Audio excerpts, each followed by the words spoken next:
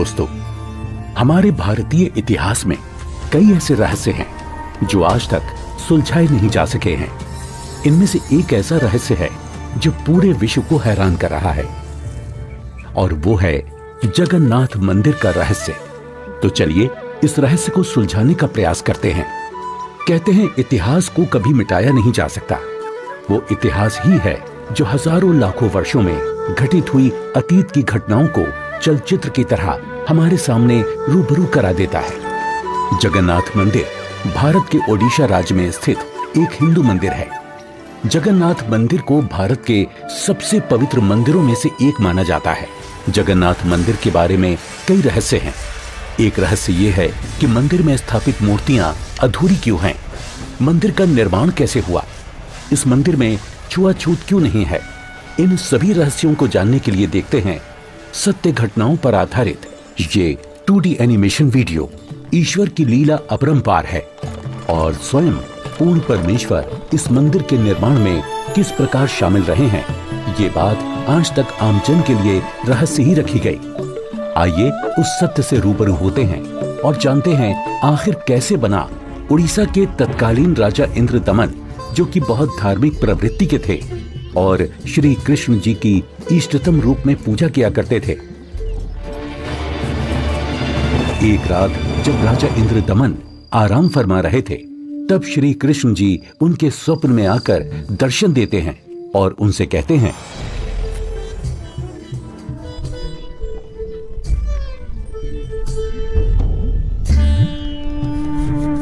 इंद्रदमन, हे प्रभु, आप? हे इंद्रदमन, मेरी मृत्यु के उपरांत जिस संदूक में मेरी अस्थियां विसर्जित की गई थी, वो काष्ठ का संदूक पानी में बहता हुआ तेरे राज्य में पुरी में समुद्र किनारे आ लगा है। मैं चाहता हूं कि तुम मेरे आदेश से उस संदूक को उसी स्थान पर रखकर उसके ऊपर मंदिर यादगार रूप में बनवा दो, जिसका नाम जगन्नाथ होगा। और उस मंदिर में एक विप्र रख देना जो श्रद्धालुओं को पवित्र गीता के अनुसार ज्ञान प्रचार करेगा। याद रहे, इस मंदिर में ना तो कोई मूर्ति होनी चाहिए और ना ही कोई पाखंड। जैसा आपका आदेश महाराज। किंतु भगवान, कृपा करके मुझे वो स्थान दिखा दीजिए जहां मंदिर का निर्माण किया जाना है। ठीक है वत्स, मैं तुम्हें वहां ले चलता हूं।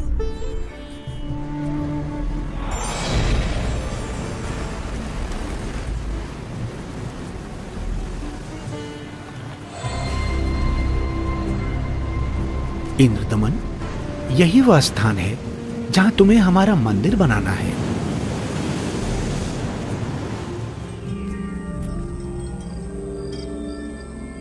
भोर होते ही राजा इंद्रदमन ये बात अपनी पत्नी को बताते हैं। फिर उसके बाद मेरी आंख खुल गई। स्वामी, इस शुभ कार्य में देरी कैसी? सर्व संपत्ति उन्हीं की दी हुई है, उन्हीं को अर्पित करने में क्या सोचना। राजा इंद्रदमन तुरंत अपने मंत्रियों की सभा बुलाते हैं और मंदिर बनाने के लिए राज्य के सबसे कुशल कारीगरों को इकट्ठा किया जाता है। जिसके बाद सभी पुरी नामक स्थान पर पहुंच जाते हैं जहां वो संदूक तैर रहा था। उसे निकलवाकर जमीन खोदकर संदूक दबा देते हैं।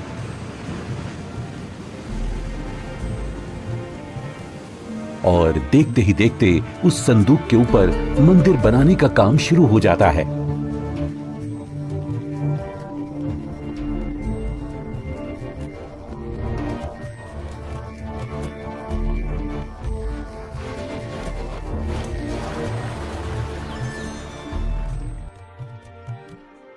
महाराज की जय हो। प्रभु श्री कृष्ण जी की दया से मंदिर बनकर तैयार है महाराज। राजन, बहुत सुंदर मंदिर बनकर तैयार हुआ है। सब श्री कृष्ण जी की कृपा। पीछे हट जाओ, पीछे हट जाओ सभी, चलो। समुद्री तूफान आ रहा है। समुद्री लहरें इतनी ऊपर उठकर हमारी तरफ आ रही हैं। लहरें बहुत तेज हैं। भागो, भागो, तूफान आ गया। राजन, ये लहरें तो बहुत ऊंची हैं। हमें अतिशीघ्र यहाँ से निकलना होगा।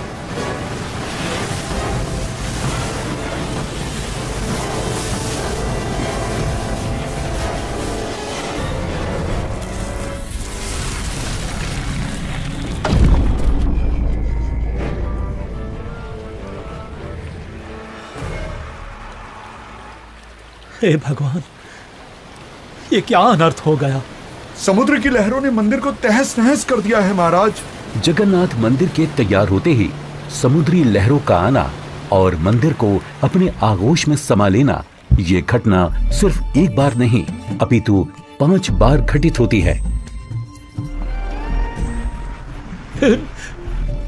नहीं नहीं, ये नहीं हो सकता। अपने आप को संभालें राजन, हौसला रखें। न जाने समुद्र मुझसे कौन से जन्म का बदला ले रहा है। मैं क्या करूं, कुछ समझ नहीं आ रहा है। राजकोष भी खाली हो चुका है। अब और मंदिर बनवाने का मेरा सामर्थ्य ही नहीं बचा। हे भगवान, यह तुच्छ जीव आपके आदेश का पालन अब नहीं कर पाएगा। मुझे माफ कर देना भगवान, माफ कर देना। राजा के 100 यत्न करने के बावजूद मंदिर नहीं बन रहा था।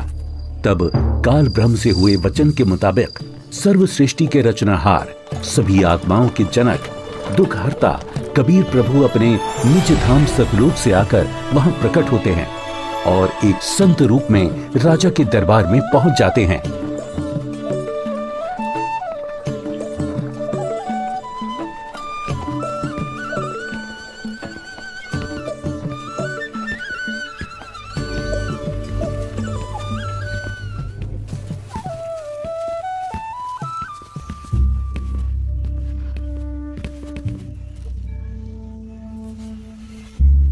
प्रणाम महाराज। प्रणाम। क्या बात है राजन, कैसे उदास बैठे हो? हे महात्मा जी, परमात्मा कृष्ण जी के आदेश से समुद्र किनारे मंदिर का निर्माण करवाया था, किंतु समुद्र ने उसे तोड़ दिया। अब की बार समुद्र नहीं तोड़ेगा, आप मंदिर बनवाओ। क्षमा करें महाराज, मंदिर 5 बार बनवाया है, परंतु 5 बार समुद्र ने उसे तोड़ दिया है। कोई बात नहीं इंद्रदमन, यदि मन बने तो मेरे पास आ जाना। मैं यहीं पास में पहाड़ी पर रहता हूं, वहीं पर मेरी कुटी है।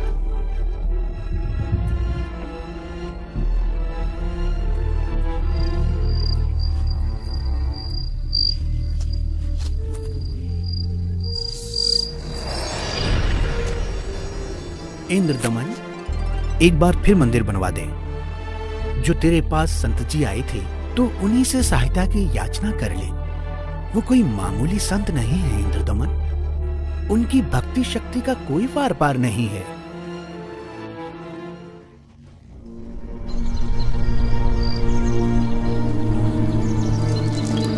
क्या हुआ महाराज? अभी अभी भगवान श्री कृष्ण जी ने दर्शन देकर मंदिर फिर से बनवाने को कहा है। अच्छा। और बताया है कि जो संत समुद्र को रोकने की बात कर रहे थे वो बहुत शक्ति युक्त हैं। मुझे उन्हीं के पास जाकर प्रार्थना करनी चाहिए। प्रभु कह रहे हैं तो आप मत चूको महाराज, प्रभु का मंदिर फिर बनवा दो। बनवाना तो मैं भी चाहता हूँ, किंतु अब तो राजकोष भी खाली हो चुका है। इस वक्त मैं धर्म संकट में फंस चुका हूँ। यदि मंदिर नहीं बनवाऊंगा तो प्रभु अप्रसन्न हो जाएंगे और मंदिर बनवाने के लिए धन भी शेष नहीं रहा। स्वामी, आप चिंतित ना हो।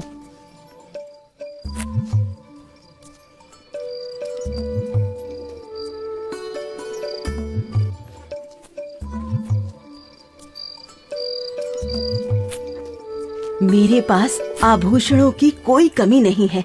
किंतु रानी, आपके आभूषण। अभी उसकी चिंता आप ना करें राजन। आपका और मेरा दुख एक ही है, दो नहीं है। आप संकट में हैं, मैं इन आभूषणों का क्या करूंगी? आप बस भगवान के आदेश के अनुसार मंदिर निर्माण का कार्य पुनः प्रारंभ करवाएं। स्वामी, ये आभूषण भी भगवान के ही दिए हुए हैं और भगवान के आदेश का पालन करने में इनका सहयोग लेना मैं अपना सौभाग्य समझूंगी। जी। सुबह उठते ही राजा इंद्रदमन अपने महामंत्री को बुलाकर भगवान श्री कृष्ण जी के आदेश के बारे में बताते हैं। आप जाइए और मंदिर कार्य पुनः प्रारंभ कराने की तैयारी करें।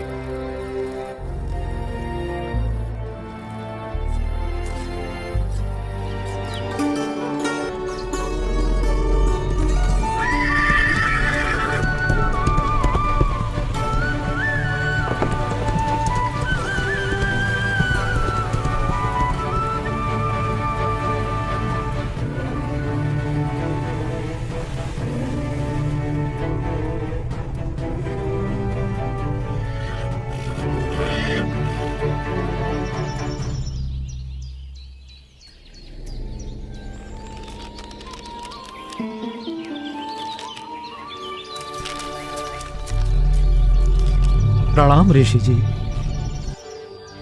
कहो इंद्रदमन, कैसे आना हुआ? हे महात्मा, मुझे माफ कर दो। मैंने आप पर विश्वास नहीं किया। स्वप्न में भगवान श्री कृष्ण जी ने बताया है कि आप समर्थ ऋषि हैं। मुझ दीन पर कृपा करो। राजन, जिस ओर से समुद्र हर बार आकर मंदिर को बहा ले जाता है, आप उस ओर एक छोटा सा चबूतरा बनवा दें, जिस पर बैठकर मैं परमात्मा की भक्ति करूंगा। जो आज्ञा महाराज। कुछ समय बाद मंदिर का निर्माण कार्य तकरीबन पूरा हो चुका था। एक दिन राजा स्वयं खड़े होकर निर्माण कार्य देख रहे होते हैं। तभी वहां गोरखनाथ जी आ जाते हैं। प्रणाम स्वीकार करें महात्मन। इंद्रदमन, आप भगवान का इतना सुंदर मंदिर बनवा रहे हैं, किंतु सुना है कि इस मंदिर में कोई मूर्ति नहीं लगा रहे, ऐसा क्यों? मुनिवर क्षमा करें। भगवान श्री कृष्ण ने स्वयं स्वप्न में आकर मुझे मूर्ति लगाने से मना किया है। राजन, सपना तो सपना ही होता है। आपको हमारे आदेश का पालन करना होगा। मंदिर में भगवान कृष्ण की मूर्ति की स्थापना की जाए। हे महात्मन, जैसा आपका आदेश। हाँ, और याद रहे, मूर्ति चंदन की लकड़ी से बनाई जाए। राजा ने अपने मंत्रियों को बुलाया और विचार विमर्श करने के बाद अन्य संतों से कहा कि राजन, अकेले भगवान का मन कैसे लगेगा? मंदिर में भगवान श्री कृष्ण जी के साथ साथ बलराम और सुभद्रा की मूर्ति भी स्थापित की जाए। राजा ने मूर्ति बनाने के लिए एक कुशल कारीगर ढूंढने की बात कही। मंत्रियों ने 3 कुशल कारीगरों को बुलाकर मूर्तियां बनवाना शुरू कर दिया। अब एक तरफ मंदिर तो दूसरी तरफ मूर्तियां बनाने का काम चल रहा होता है, किंतु कुछ समय बाद पता चलता है कि जिस तरह मंदिर बार बार टूट रहा था, अब इस प्रकार मूर्तियों के भी अपने आप टुकड़े टुकड़े होने लगते हैं। और ऐसा 3 बार होता है, जिसे देख राजा इंद्रदमन बहुत चिंतित हो जाते हैं। किंतु भगवान से भक्त का दुख देखा नहीं जाता। इसलिए एक दिन जब राजा अपने दरबार में बैठे होते हैं और पूरा दरबार बिल्कुल शांत होता है, सबके सब इसी चिंता में होते हैं कि करें तो क्या करें। तभी वहां पूर्ण परमात्मा कबीर देव एक वृद्ध कारीगर यानी शिल्पकार का रूप धारण करके प्रकट हो जाते हैं।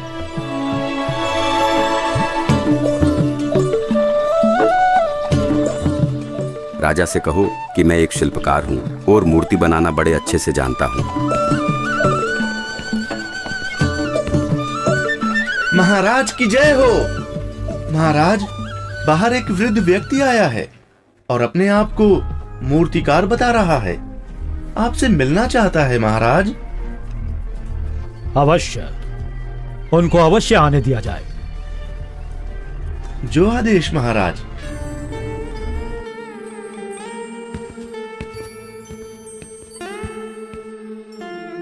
ये कारीगर तो बड़ा अनुभवी लगता है।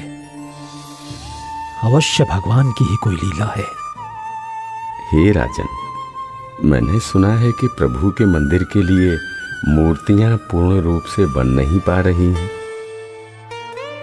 जी, आपने बिल्कुल सही सुना है। मैं 80 वर्ष का वृद्ध हो चुका हूँ और मुझे 60 वर्ष का अनुभव है राजन। चंदन की लकड़ी की मूर्ति प्रत्येक कारीगर नहीं बना सकता। यदि आपकी आज्ञा हो तो सेवक उपस्थित है। हे कारीगर, आप मेरे लिए भगवान ही हैं, जो कारीगर बनकर आए लगते हो। कृपया आप शीघ्र, अति शीघ्र ही मूर्तियां बना दो। मूर्तियां तो मैं बना दूंगा, किंतु राजन, मेरी एक शर्त है। क्या शर्त है आपकी? राजन, मूर्ति बनाने के लिए मुझे एक कमरा चाहिए, जिसे अंदर से बंद करके मैं बड़ी स्वच्छता से मूर्ति तैयार करूंगा। और जब मूर्तियां तैयार हो जाएंगी तो मैं स्वयं दरवाजा खोलूंगा। ठीक है। एक बात और राजन, यदि किसी ने मेरे बाहर आने से पहले दरवाजे को खोलने का प्रयास किया तो मूर्तियां फिर पूरी बन नहीं पाएंगी। वो जितनी बनी होंगी उसी हालत में आपको मिलेंगी और फिर उन्हें पूर्ण कर पाना संभव नहीं होगा राजन। जैसी आपकी इच्छा। मंत्री जी, मूर्तियां बनाने के लिए सब बंदोबस्त किया जाए।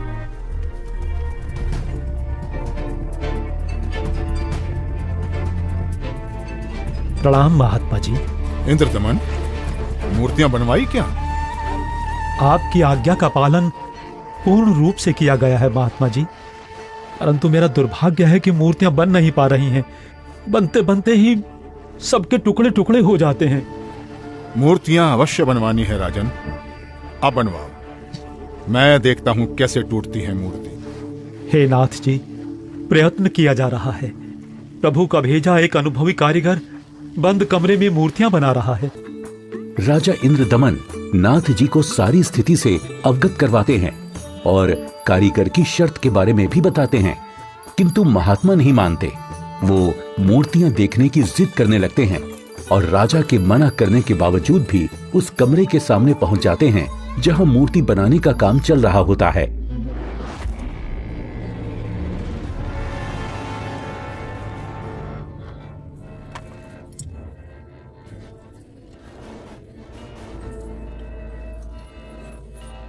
कारीगर, दरवाजा खोलो, दरवाजा खोलो कारीगर। मैं कहता हूं दरवाजा खोलो कारीगर, हमें मूर्तियां देखनी है। राजन, आप बता रहे हो 80 वर्षीय वृद्ध हैं और 12 दिन से खाना पीना भी नहीं किया है। अब आवाज भी बंद है, कहीं कारीगर मर न गया हो। आप दरवाजे को तोड़वा दीजिए। राजा न चाहते हुए भी नाथ जी के कहने पर दरवाजे को सैनिकों से तोड़वा देते हैं।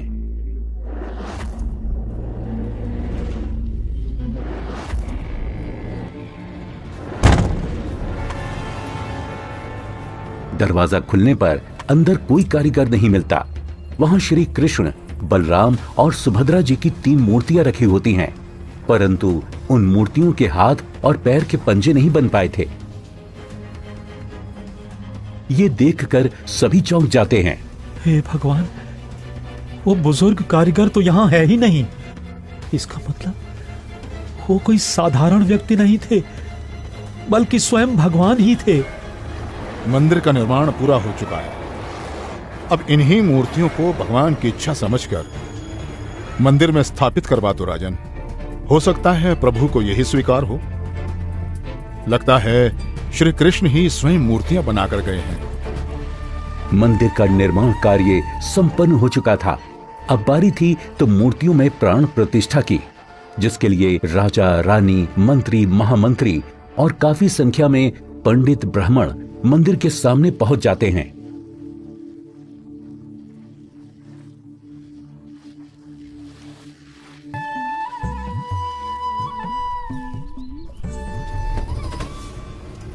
रे दुर्बुद्धि शूद्र,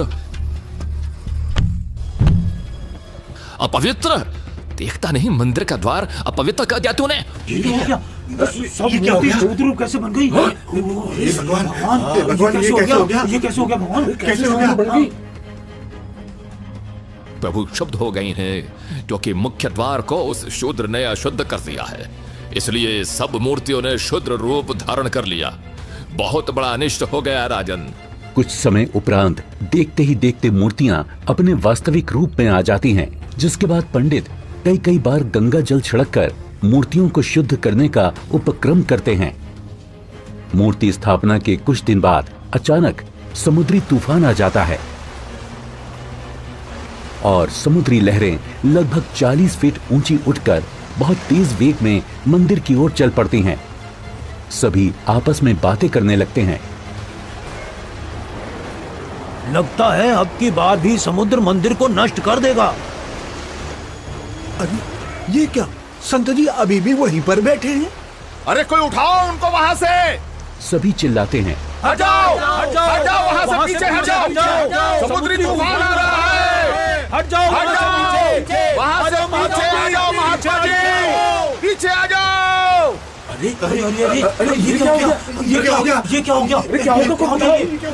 महात्मा जी ने पानी को वहीं पर रोक दिया है राजन।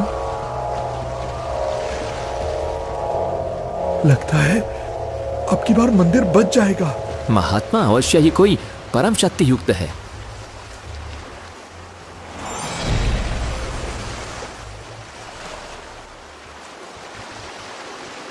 हे भगवान, मुझे रास्ता देने की कृपा करें। मैं मंदिर तोड़ने जाऊंगा। वत्स, ये मंदिर नहीं है। यहाँ पाखंड पूजा नहीं होगी, बल्कि गीता का ज्ञान सुनाया जाएगा। ये तो आश्रम है। आप जैसे बलवान को शोभा नहीं देता कि इसको विध्वंस करें। लेकिन मैं इसे अवश्य तोड़ूंगा, चाहे कुछ भी हो। अगर ऐसा है तो जाइए समुद्रदेव, तोड़िए।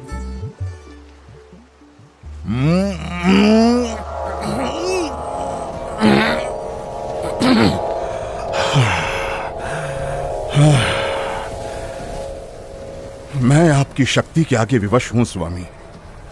आपकी शक्ति अपार है। आप मुझे रास्ता देने की कृपा करें प्रभु। मैंने राजा इंद्रदमन को मंदिर की रक्षा का वचन दिया है। मैं मार्ग से नहीं हट सकता समुद्रदेव। आप ऐसा कुकृत्य क्यों करना चाहते हैं? जब ये कृष्ण त्रेता में श्री राम बनकर आए थे, तब इन्होंने लंका जाने के लिए मुझे अग्नि बाण दिखाए और मुझे भला बुरा कहकर अपमानित कर रास्ता मांगा था। लक्ष्मण, मेरा अग्नि बाण दो। लातों के भूत बातों से नहीं मानते। मैं ये मंदिर तोड़कर उसका प्रतिशोध लेना चाहता हूं। समुद्रदेव, प्रतिशोध तो आप पहले ही ले चुके हो। आपने तो समस्त द्वारिका पहले ही डुबो दी है। जी नहीं, अभी वो पूर्ण रूप से नहीं डूबी।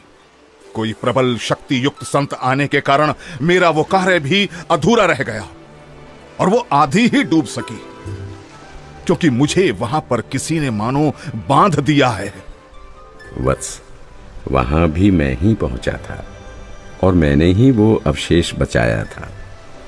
अब जा, शेष बची द्वारका को भी डुबो ले, परंतु उस यादगार को छोड़ देना जहां श्री कृष्ण के शरीर का अंतिम संस्कार किया गया था।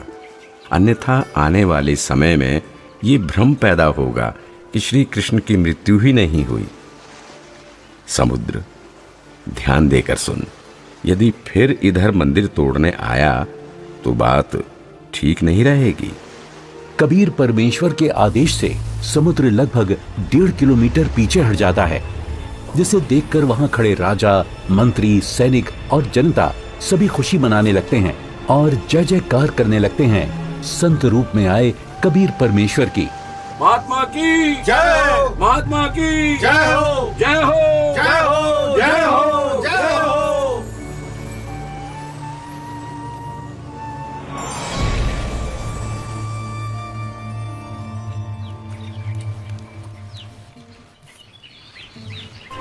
पंडित जी, सब कुछ करके देख लिया। आपका कुष्ठ रोग तो बढ़ता ही जा रहा है। भगवान, परमेश्वर, ये क्या हो गया? हे प्रभु, कष्ट हरो महाराज, क्षमा करो महाराज। पता नहीं मुझे किस पाप का प्रायश्चित करना पड़ रहा है। गलती क्षमा करो प्रभु, गलती क्षमा करो।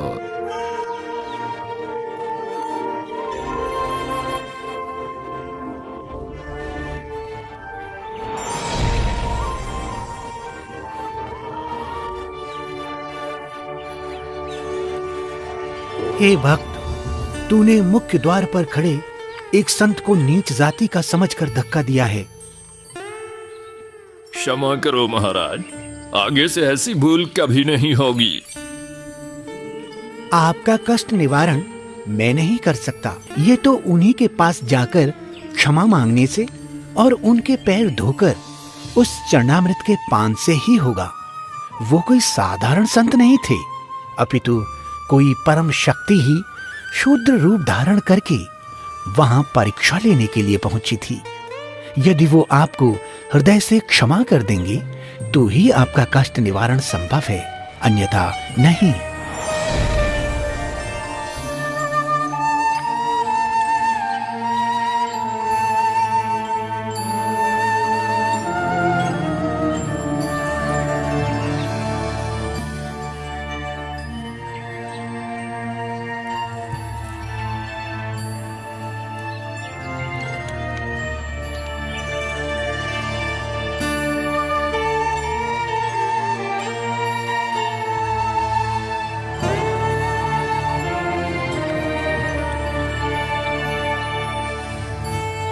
सुना है कि पंडित जी ने प्राण प्रतिष्ठा वाले दिन जिसको धक्के मारकर मंदिर से बाहर गिराया था, भगवान श्री कृष्ण ने दर्शन देकर उन्हीं से माफी मांगने को कहा है।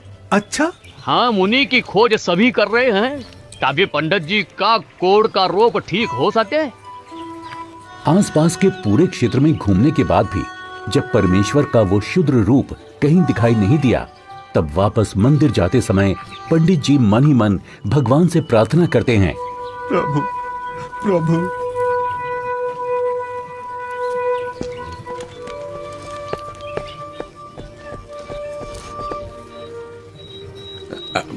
अरे अरे रुकिए पंडित जी, मैं शूद्र हूं, मेरे नजदीक मत आइए, आप भी अशुद्ध हो जाएंगे।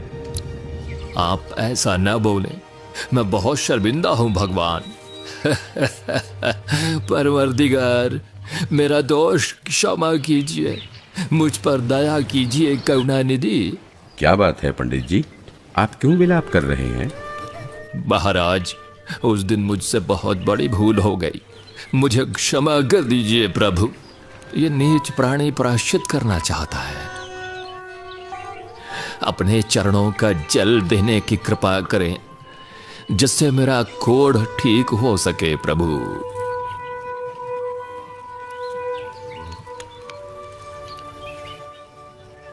हे ब्राह्मण, इसे 40 दिन तक पीना तथा जल में डालकर स्नान करना। आज से 40वें दिन तुम्हारा कुष्ठ रोग समाप्त हो जाएगा।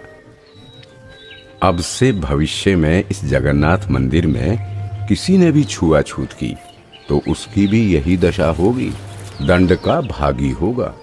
जी महाराज, जी महाराज, जी महाराज, इस मंदिर में कभी छुआछूत नहीं करेंगे, नहीं करेंगे। आशीर्वाद है बच्चों।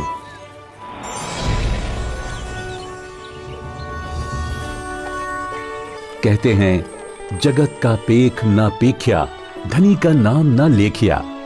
कोई कहता है कि मंदिर श्री कृष्ण जी ने बनवाया, तो कोई कहता है कि जगन्नाथ भगवान ने बनाया, लेकिन जो करने वाला था उसका कहीं नाम नहीं। खैर, वो परमात्मा अपने आप में ही पूर्ण है, वो किसी महिमा का मोहताज नहीं। तो आपने देखा कि किस प्रकार परमेश्वर कबीर देव जी ने संत रूप में प्रकट होकर समुद्र को रोककर जगन्नाथ मंदिर की स्थापना करवाई, कारीगर रूप में अवतरित होकर मूर्तियां बनाई और शुद्र रूप बनाकर मंदिर से छुआछूत जैसी बुराई को हमेशा हमेशा के लिए खत्म कर दिया। समर्थ का कार्य समर्थ ही कर सकता है। तो ये थी कहानी पुरी के जगन्नाथ मंदिर की, जिसे कबीर प्रभु ने बनवाया और हर वर्ग हर जाति के लोगों को समान अधिकार दिलवाया। जगन्नाथ मंदिर की सत्य कहानी का रहस्य संत रामपाल जी महाराज जी के मंगल प्रवचनों से लिया गया है। हम सभी संत रामपाल जी महाराज का कोटि कोटि धन्यवाद करते हैं, जिन्होंने हमारे शास्त्रों में छुपे गूढ़ रहस्यों को उजागर कर हमें सत्य से रूबरू कराया। आज वर्तमान में केवल संत रामपाल जी महाराज ही तत्वदर्शी संत हैं, जो भक्ति और भगवान के बारे में वास्तविक जानकारी दे रहे हैं। संपूर्ण आध्यात्मिक ज्ञान प्राप्त करने के लिए अवश्य सुने जगत गुरु तत्वदर्शी संत रामपाल जी महाराज के मंगल प्रवचन और अभी डाउनलोड करें संत रामपाल जी महाराज एप्लीकेशन।